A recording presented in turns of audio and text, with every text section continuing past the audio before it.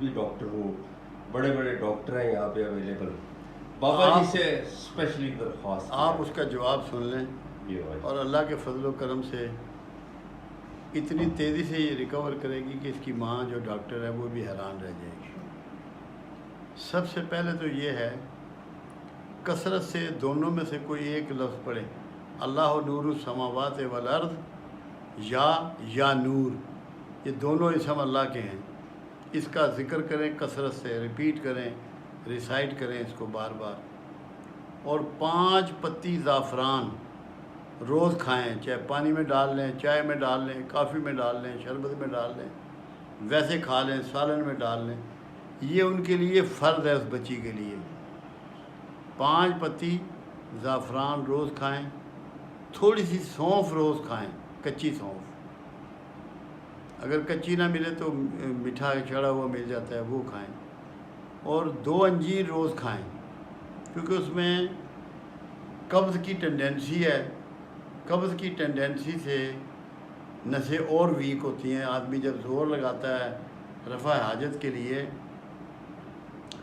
تو اس کی جو سب سے زیادہ دباؤ پڑتا ہے وہ آنکھوں کی وینوں پہ پڑتا ہے، جو چھوٹی چھوٹی باریک سی وینیں ہوتی ہیں، تو انجیر ضرور کھائیں تاکہ انہیں قبض کی شکایت نہ ہو، یہ کریں اللہ کے حکم سے وہ حیران رہ جائیں گی، بچی ایسے ٹھیک ہو جائے گی۔ شکریہ بابا جی۔ بابا جی آپ کے اور پیار کرنے والے ایک بٹالیاں ہیں وہاں سے، آپ کے بہت عقیدت مند ہیں، انہوں نے بہت پیار بھرے سلام بھیجے ہیں آپ کو۔ بٹالیاں سے میرا بہت پرانا تعلق ہے، میں سرکار میاں اللہ رکھا صاحب رحمۃ اللہ علیہ کے پاس جایا کرتا تھا، ان کے لنگر سے بھی کھایا کرتا تھا، اور حاضری رہی ہے بہت عرصہ، پھر اب زمانہ گزر گیا نہیں جایا جاتا، تو ان کا بہت شکریہ، ان کی بڑی محبت۔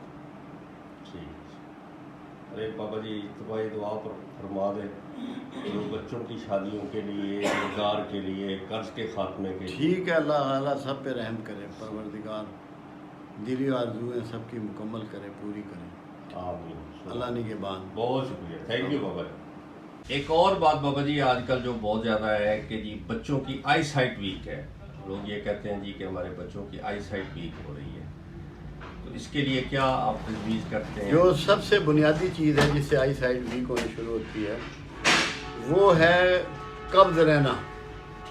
جب کسی شخص کو قبض رہنا شروع ہوتا ہے اور جب وہ اجابت کے لیے زور لگاتا ہے تو اس کا سب سے بڑا اثر اس کی آنکھوں پہ پڑتا ہے، اس کی نسوں پہ پڑتا ہے، جس سے اس کی آئی سائٹ ویک ہونا شروع ہوتی ہے، کیونکہ بچے جو غذائیں استعمال کر رہے ہیں وہ سب میدے سے بنی ہوئی ہیں، چاہے وہ پیزا ہو، چاہے وہ برگر ہو،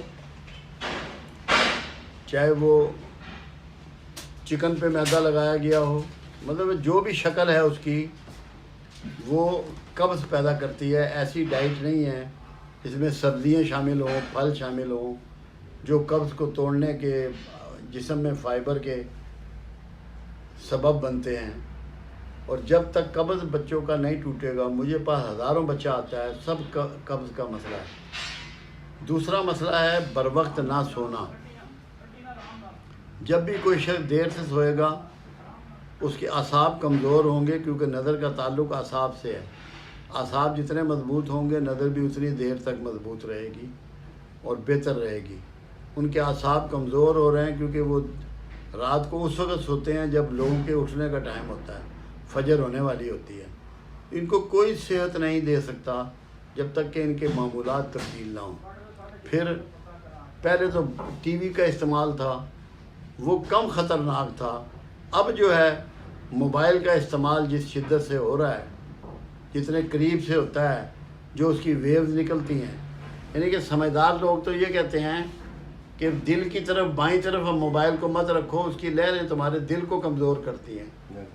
اس کی اگر لہریں دل کو کمزور کر رہی ہیں تو کیا دماغ کو اور آنکھوں کو کمزور نہیں کر رہی؟ کوشش کریں بچوں کو کنونس کریں، پہلے اپنے آپ کو کنونس کریں۔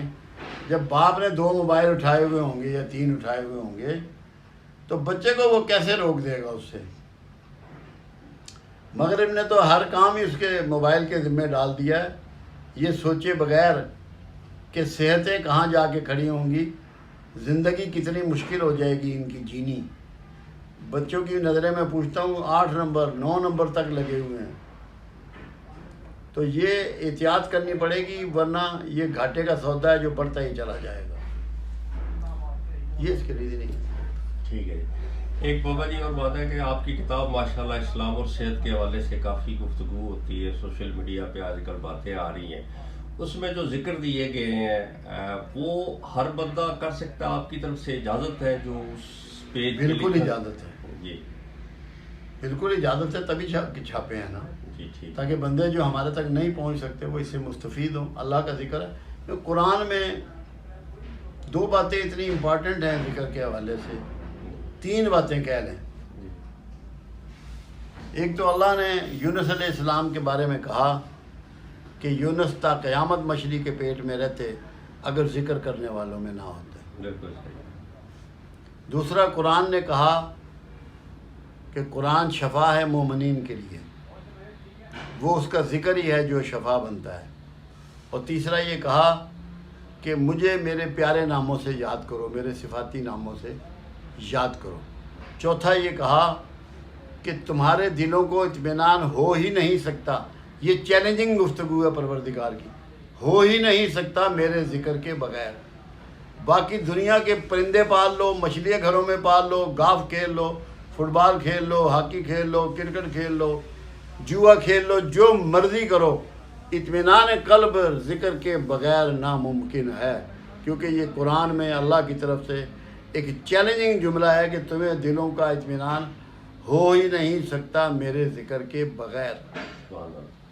یہ قرآن کہہ رہا ہے. اس لیے ہم نے اس چیز کو عام کیا ہے کہ لوگ یہ نام لے لیں جو چنیدہ ہیں، جو ہم نے ترتیب دے دیے ہیں، جس میں ان کے معاشی، معاشرتی، ذہنی، جسمانی، نفسیاتی، روحانی فائدے بھی ہیں، اور اللہ کی یاد بھی ہے، اور دلوں کا اطمینان بھی ہے. اللہ کرے کہ یہ باتیں آپ کے کام آئیں.